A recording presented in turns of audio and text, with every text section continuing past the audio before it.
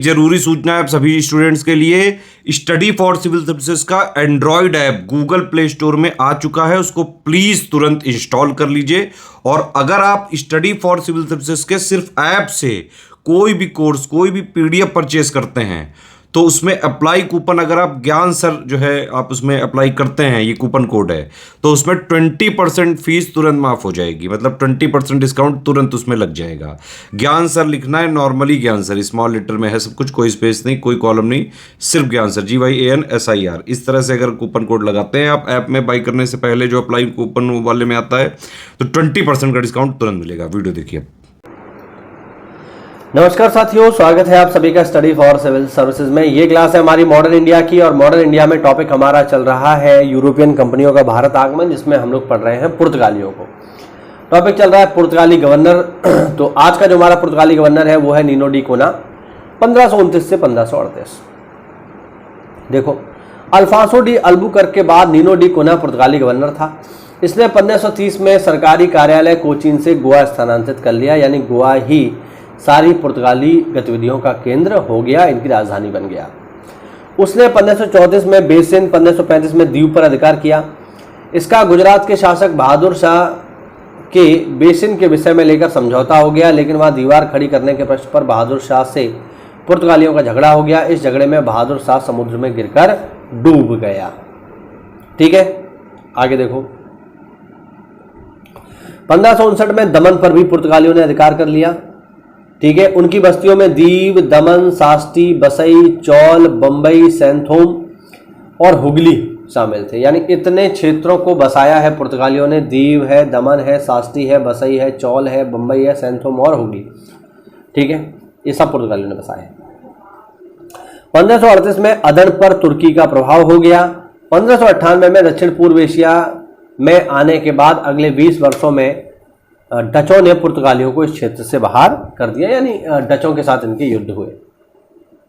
ठीक है, 1654 में पुर्तगालियों ने अंग्रेजों को अपने अधिकृत पूर्वी प्रदेश में निवास करने तथा व्यापार करने की मान्यता दी।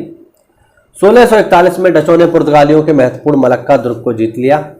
ठीक है, 1612 में सूरत के निकट स्वाली के समुद्र तट पर अंग्रेजों ने पुर्तगालियों पर विजय प्राप्त की, यानी पुर्तगालियों को हरा दिया। ठीक है, और अगर हम देखें यहाँ पे, तो मुगल सम्राट शाहजहां के शासनकाल में कासिम खान ने 1632 में हुगली पर कब्जा किया तथा मराठों ने 1739 में सास्टी तथा बसई पर अधिकार कर लिया। ये इसका मतलब ये हुआ साथियों कि जिन क्षेत्रों को समय के साथ जीता था पुर्तगालियों ने, वो धीरे धीरे उसके हाथ से निकल गए और केवल कुछ ही क्षेत्र उसके हाथ में रह गए। जैसे ये आपके सामने है गोवा, दमन दीव। ये क्षेत्र वर्ष 1961 तक पुर्तगालियों के पास रहे हैं और बाद में जाकर के 1961 में भारतीय सेना ने इन क्षेत्रों को अपने कब्जे में लिया तथा भारत संघ में शामिल करवाया। अब यहाँ पर एक चीज और देख लो, वो है पुर्तगालियों की देन, कि आखिरकार पुर्तगालियों ने भारत को दिया क्या है। तो साथियों, काफी सारी महत्वपूर्ण चीजें पुर्तगालियों ने दी हैं, जैसे मैं यहाँ लिख देता हूं। जैसे सबसे महत्वपूर्ण चीज जो पुर्तगालियों ने भारत को दी है वो है आलू। आलू भारत में कौन लेके आए? पुर्तगाली लेके आए। ठीक है, और अगर हम देखें तो काजू कौन लेकर आए? पुर्तगाली लेकर के आए। तंबाकू कौन लेकर आए? पुर्तगाली लेकर आए। अनानास कौन लेकर आए? पुर्तगाली लेकर के आए। ठीक है, ये सारी की सारी फसलें कौन लेकर के आए हैं? पुर्तगाली लेकर के आए हैं, जिसमें आलू और तंबाकू तो बहुत ही फेमस है। और अगर हम देखें साथियों कि पुर्तगालियों की क्या देन है भारत को, तो पुर्तगालियों ने ही साथियों भारत को दिया है सबसे महत्वपूर्ण चीज, और उस चीज का नाम है प्रिंटिंग प्रेस, यानी छापा खाना।